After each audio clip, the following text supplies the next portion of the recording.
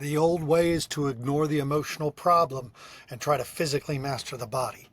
The new way is to recognize that the emotional and the physical are absolutely connected. As a martial arts instructor, as a martial arts school owner, you need to develop nervous system literacy. Keep that physical movement going and model it for the children. Stay tuned. We've got more of these to come. Our job is to help you grow your school and impact as many students as you can. Do you want to thrive as a martial arts school owner, or do you just want to survive? Are you good with that?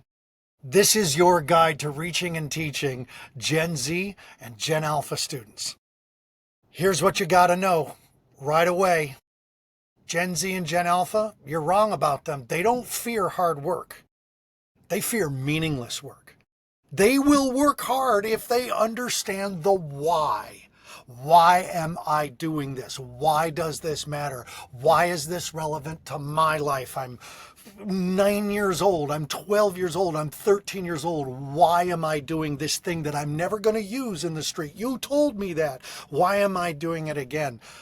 They need to understand the why, and it needs to apply to their life, not yours as an instructor. John, this means more than just saying, do it my way because I'm the expert and the teacher. Oh, 100%, Aaron. You know, I think back to many of the students that we had when I was running our schools.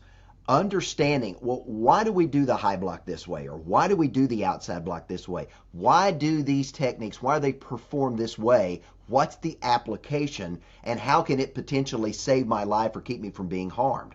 Once those students understood the reason why, it made all the difference in the world for them. You know, today we call that purpose-driven instruction.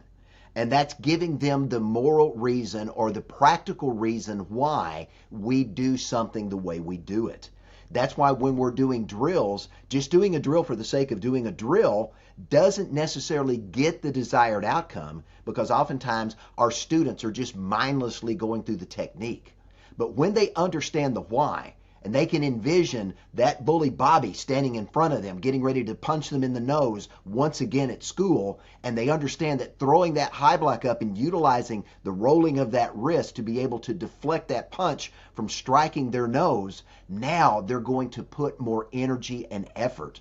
And when they understand the why, you're going to get better outcomes and better results. You know, at our treatment center for teenagers, we had two posters on the wall, and they were just side profiles of a person. And we had a list of things right by the person's chest. And it said the benefits and problems with chest breathing. And then the next one showed a big belly, and it said the benefits and the problems with belly breathing.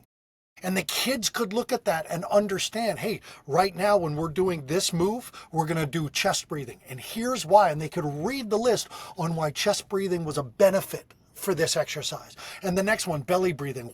We say, breathe into your belly, breathe into your core. That doesn't mean anything. How is that relevant to understand that chest breathing can raise anxiety and belly breathing can open us up to deeper understanding of why we're depressed? Telling them once won't help. Telling them to do it won't help. Explaining the relevance in their life. Meaningful explanations will increase your youth compliance to the technique and exercises. These ancient traditions that we hold by 57%. So don't just expect them to do it. Tell them why. Absolutely. You know, Aaron, you and I like to say we want to link the drills, the techniques, the things that we're teaching our students to a real world benefit, helping them understand the reason why. That creates those paths to mastery. And now we're not just doing endless repetition that really doesn't accomplish what we want. And that's getting them to ingrain the movements so that those movements can potentially down the road save their life or the life of a loved one in the event they find themselves in a life or death scenario. That's why all this is so important. Hey, stay tuned. We've got more to come. If you want to learn how to not just survive but thrive with the coming generation, we're looking forward to sharing more of this.